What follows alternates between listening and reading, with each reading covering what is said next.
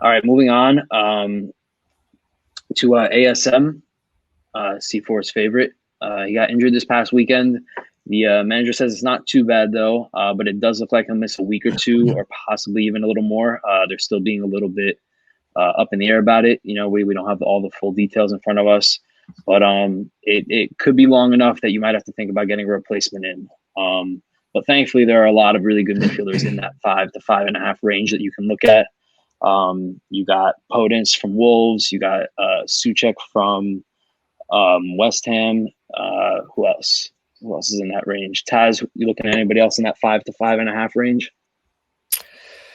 To be honest, it's kind of weird range right now because a lot of players kind of opponents, is one guy that kind of comes to mind. But at the same time, with the Wolves signing Semedo and now looking like Traore will play up higher, you never know if opponents will get rotated or not.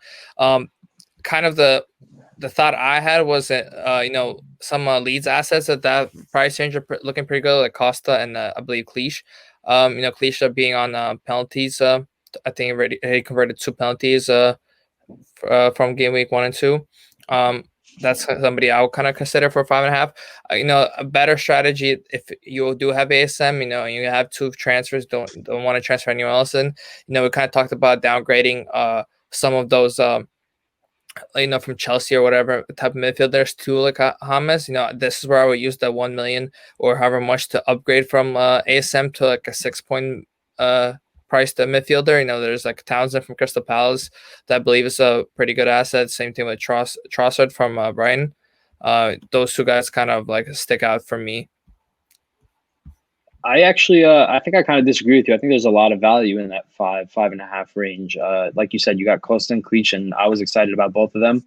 Cleach being on pens is very exciting. I don't think Podence is going to get rotated as much as people think with the Semedo signing. I think that'll affect NATO a little more, and that'll affect some other players. But from what I'm seeing and what I'm reading from Wolves fans and just all over the Twitter and Reddit, it seems that Podence has a shot here to keep his spot and not get affected by that transfer.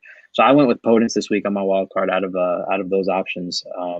He's been playing out of his mind, and at 5.5, especially getting those Wolves clean sheet points as well.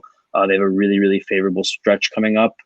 So if you can get him in, I think he's my pick. And if you are only using him as an ASM replacement anyway, if he does eventually lose minutes to Semedo, that's not the worst thing in the world because you can use him now for this really good Wolves stretch and to cover for ASM. Gash, you want to add anything onto that?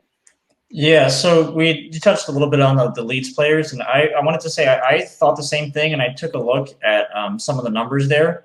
And Leeds actually have the 3rd worst expected goals in the league of any team that's played both games. So wow. Between those couple of players, I think it was like Harrison, Clich, and Costa were the 3 kind of around 5.5 million that people are considering. They've scored something like 5 goals from 6 shots in the box, or along those lines, like a totally ridiculous rate that I think Bielsa even came out in an interview and said, "Yeah, we're not going to continue this scoring rate like we have been." So I after I saw all that, I backed away from those. And I also do have ASM in my team right now, and I kept him in there this week, and I'm just going to bench him so I didn't have to take a hit to remove him. I looked at Podence as well, and like you guys were mentioning, I think the biggest thing putting me off is the rotation potential, not just because of trying to get other players to play. It's also because Nuno likes to switch up the formation depending on who they're playing. So a lot of times last season, we saw them go between a 3-4-3 and a 3-5-2.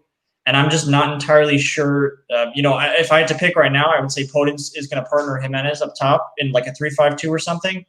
But I'm not entirely sure that he will, just because I'm not a Premier League manager. I don't understand the tactics as well as those guys do. So there might be a very good reason why Podence would be left to the bench there.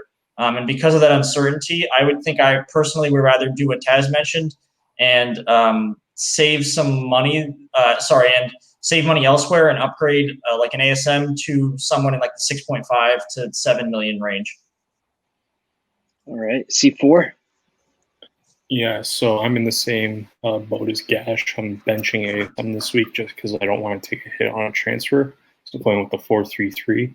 my logic now, I think, is just because I've been looking at opponents since before game week 1-2, is it kind of makes sense, even if ASM gets healthy, to transfer him out for the next 3 or 4 game weeks. Because you look at Newcastle's fixtures, it's Tottenham, Burnley, United, and then Wolves. And after that, from game weeks 7 to 14, they have way better fixtures. So to even just give opponents that, like, let's call it 3 or 4 week tryout period, I think would work out and give a better indication of if he's in my set and forget slot at 5.5 for my team. I mean, his next 5-game stretch coming up is West Ham, Fulham, Leeds, Newcastle, and Palace. All of them are a fixture rating of 2 on the FPL site. Yeah, that's a solid stretch. It gets a little harder after that, but compare that to ASM, it's golden. What's up? Compare that to ASM, that's golden. That's what you want for 5.5. Yeah, and knowing that Wolves do have the clean sheet potential anytime they hit the field, the opponents is my pick. Just looking at the other midfielders in the range, there's really not much to go from. The guys we just mentioned are pretty much the only options. Or like Tazz and Gasch said, you got to go up in like $1 million to the next range.